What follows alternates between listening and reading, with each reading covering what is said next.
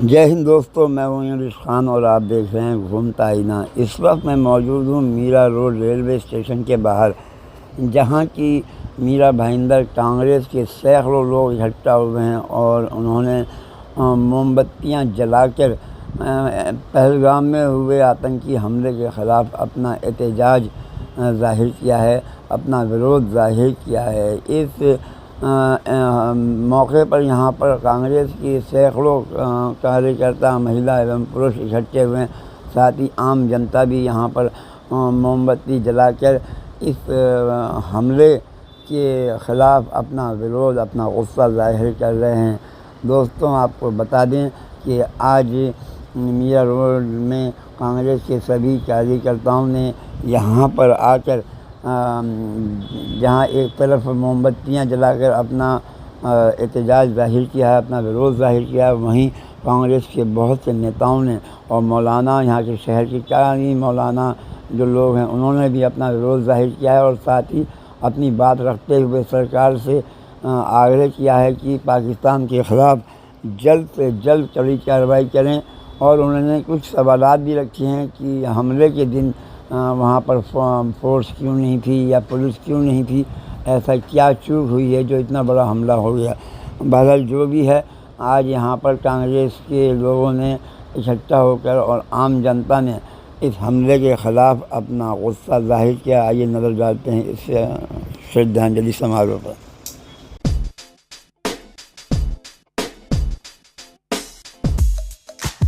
जो लोग पहलगाम में हताहत हुए हैं, जिनकी जान चली गई है, उनको श्रद्धांजलि देने के लिए यहाँ पर उपस्थित है।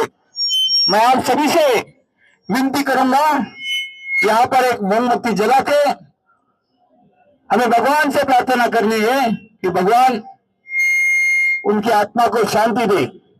जय हिंद, जय भारत, पाकिस्तान मुर्दाबाद, मुर्दाबाद मुर्दाबाद पाकिस्तान मुर्दाबाद, मुर्दाबाद मुर्दाबाद।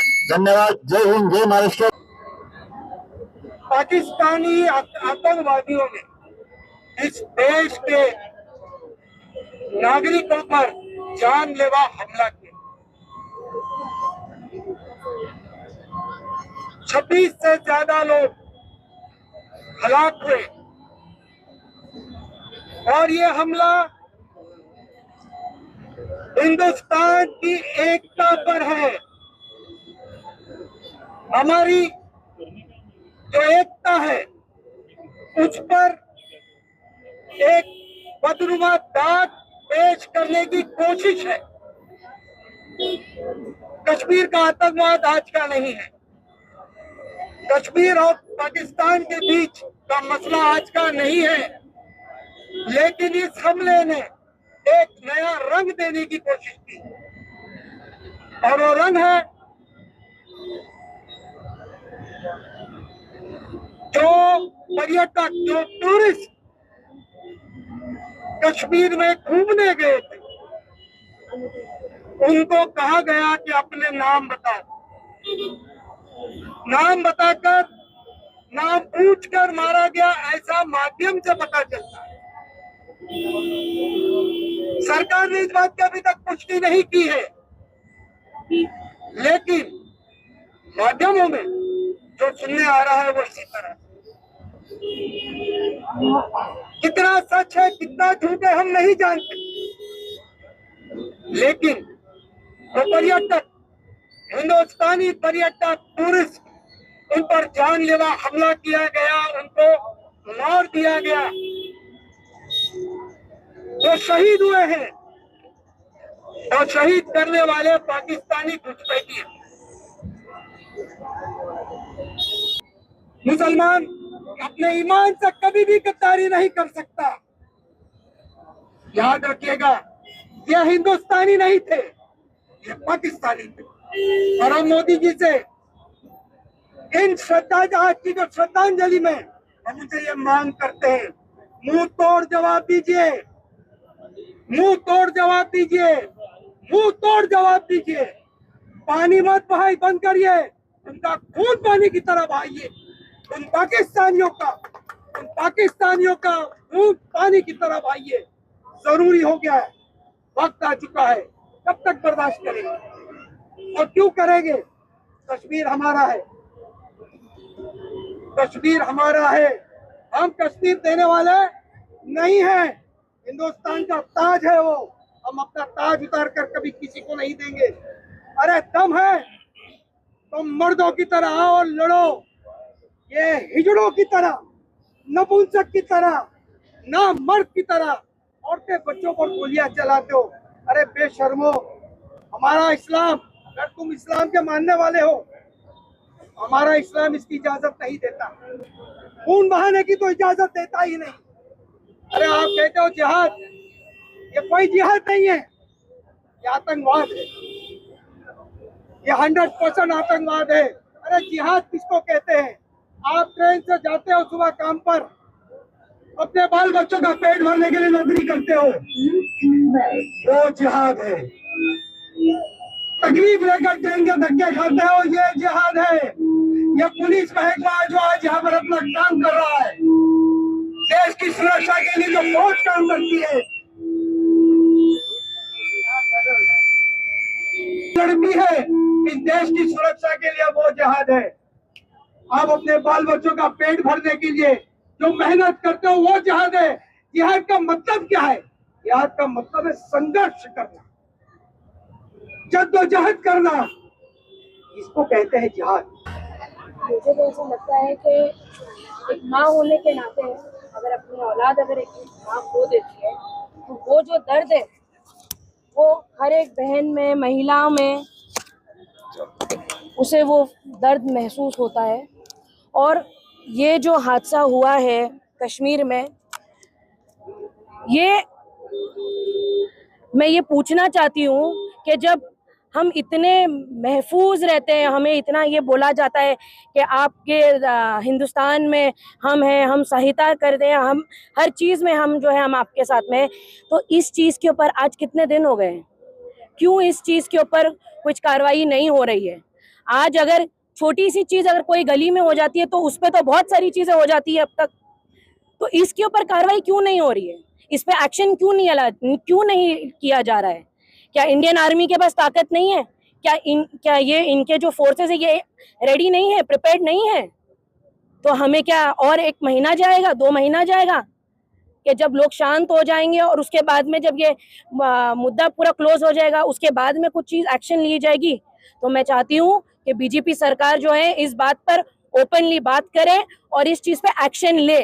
जब आज इस वक्त कांग्रेस भी साथ है, वो क्या चाहती थी कि कांग्रेस बोल दे कि हिंदू मुसलमान बोल के फसाद हो जाए, तो हम चाहते हैं एक कांग्रेसी होके भी, एक आम आदमी इंसान होके भी कि इसके ऊपर एक्शन लिया जाए जल्द से जल्द।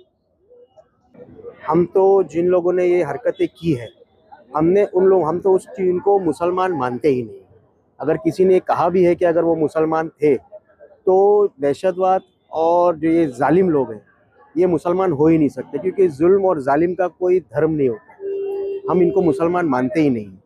हुकूमत ने तो इसकी पुष्टि की नहीं, ये बात तो सही है, लेकिन जो सोशल मीडिया के माध्यम से बातें बार बार आ रही है कि उन्होंने धर्म पूछ कर मारा, नाम पूछ करके मारा, हम इस चीज़ की निंदा करते हैं। और अगर वो कहीं मुसलमान हो भी, हम उसको बिल्कुल भी नहीं मानते कि वो मुसलमान है, ना हम में से है।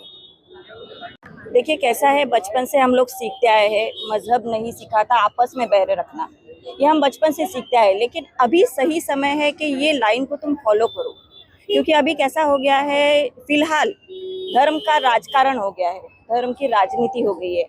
और जहाँ पे नक्सलवादियों ने, आतंकवादियों ने इन लोगों को मारा है, हमारे भाइयों और बहनों को, तो वो मुद्दा साइड में रख के इस पे गंदी पॉलिटिक्स हो रही है, वो है धर्म की पॉलिटिक्स। और मेरा तो सबसे यही रिक्वेस्ट रहेगा कि ये धर्म की पॉलिटिक्स बाजू में रख के एक इंसान के नाते सबने सोचना चाहिए और ये ऐसे गंदे मैसेज सबने फॉरवर्ड नहीं करना चाहिए, क्योंकि धर्म, हम लोग धर्म लेके पैदा नहीं होते, हम लोग इंसान बन के पैदा होते हैं। और एक माँ के जरिए मैं तो ये कहना चाहूंगी कि हर एक माँ की दिल की यही बात रहेगी, चाहे वो हिंदू हो, मुस्लिम हो, सिख हो, ईसाई हो, धर्म कभी भी नहीं देखती है, कोई भी माँ धर्म नहीं देखती है। और ना तो अपने बच्चों को ये सिखाती है, वो बच्चों को सिखाती है, ये अच्छी तालीम रखती है, अच्छे बच्चों को संस्कार डालती है। तो मेरा सभी से ये रिक्वेस्ट रहेगा सर कि कोई भी सोशल मीडिया पे ऐसे गंदे मैसेज वायरल मत करिए जिससे आतंक और फैले। इन सब का मूल जड़ नफरत है। पिछले अगर आप कितने भी सालों का अगर इतिहास पढ़ोगे तो इतिहास में यही दिखाया गया है कि जहाँ पर नफरत फैली है वहाँ पर आतंकवाद हुआ है। पिछले 10 सालों के अंदर पूरे देश के अंदर जो माहौल बनाया गया है वो भी इसी तरीके का माहौल बनाया जा रहा है। नफरत को बढ़ावा दिया जा रहा है, चाहे वो धर्म के नाम पर हो, चाहे वो जाति के नाम पर हो, चाहे वो किसी भी आधार के ऊपर हो। और उसी का एक उदाहरण हमें यहाँ पर कश्मीर में देखने मिला। उनका मकसद था देश के अंदर का माहौल बिगाड़ना, और हमारे नेता जो है यहाँ पर जो सोशल मीडिया के ऊपर पोस्ट वायरल कर रहे हैं वो इसी काम को बढ़ावा दे रहे हैं। पहले हम लोग सरहद पे आतंकवाद से लड़ते थे, और अब जो माहौल क्रिएट किया है उसके अंदर देश के अंदर भी हमें इसी तरीके के माहौल का आगे जाके सामना करना पड़ेगा, और ये बहुत ही दुर्भाग्यपूर्ण बात है। सुरक्षा को लेकर कुछ चूक हो रही है? सुरक्षा को लेकर अगर इससे बड़ी चूक का अगर उदाहरण अगर कोई होगा तो मुझे बता दीजिए। 2000 पर्यटक किसी स्थान के ऊपर वहाँ पर घूमने जा रहे हैं।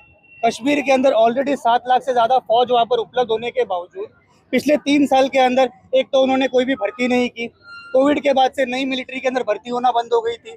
उसके बाद में 1-2 हज़ार लोग जहाँ पर पर्यटन घूम रहे हैं वहाँ पर मदद पहुँचने में 1.5 घंटा लग जाता है। इससे बड़ी अगर सुरक्षा में चूक अगर कोई होगी तो ये सरकार को इसका जवाब देना चाहिए कि वहाँ पर मदद क्यों नहीं पहुँची गई। क्या ये जानबूझकर मदद नहीं पहुँचाकर शहर के अंदर, देश के अंदर का माहौल बिगाड़ने की कोशिश की गई थी? इसका जवाब सरकार को अब आके देना पड़ेगा। मोदी जी सऊदी अरब के दौरे पे थे, वहाँ से रिटर्न आ गए, अमित शाह को कश्मीर भेज दिया, अमित शाह वहाँ पर कश्मीर चले गए, मोदी जी लेकिन बिहार पहुँच गए चुनाव प्रचार करने के लिए। क्या मोदी जी को जरूरत नहीं था कि कश्मीर में जाकर वहाँ के जो पीड़ित थे उनसे जाकर मिले, उनको सांत्वना दे, देश की मीडिया के सामने आकर एक बार सवालों का जवाब दे कि आतंकवादी घटना फिर से क्यों हुई, इसके लिए कौन जिम्मेदार है? मंत्रियों को आगे खड़ा कर दिया, क्या सुरक्षा में चूक हो गई? उनसे कोई चूक नहीं हुई है, वो अगर जिम्मेदार नहीं है। नोटबंदी करके आपने कहा कि हमने आतंकवाद की कमर तोड़ दी, आपने उसका 370 हटा के कहा कि आतंकवाद की कमर तोड़ दी। अब आप फिर कहेंगे कि हम यहाँ पर अभी कुछ कार्रवाई करके छोटा सा आपने फिर कमर तोड़ दी। अप्रैल 8 को अमित शाह जी वहाँ पर गए थे, उन्होंने कहा कि कश्मीर के अंदर पर्यटन बहुत बढ़ गया है क्योंकि हमने पिछले 10 सालों में आतंकवाद की कमर तोड़ी, और उसी के 10 दिन बाद यहाँ पर यह हादसा हुआ है। तो अमित शाह जी कब तक देश को गुमराह करेंगे? एक गृह मंत्री होने के नाते क्या उनकी इतनी नैतिक जवाबदारी नहीं बनती है कि वो राजीनामा तो दे और उचित लोगों के ऊपर कार्रवाई करे कि आईबी सीबीआई वहाँ पर इंटेलिजेंस फोर्स कर क्या रही है? इसका जवाब आज सरकार को देना चाहिए, ये आज वक्त की जरूरत है।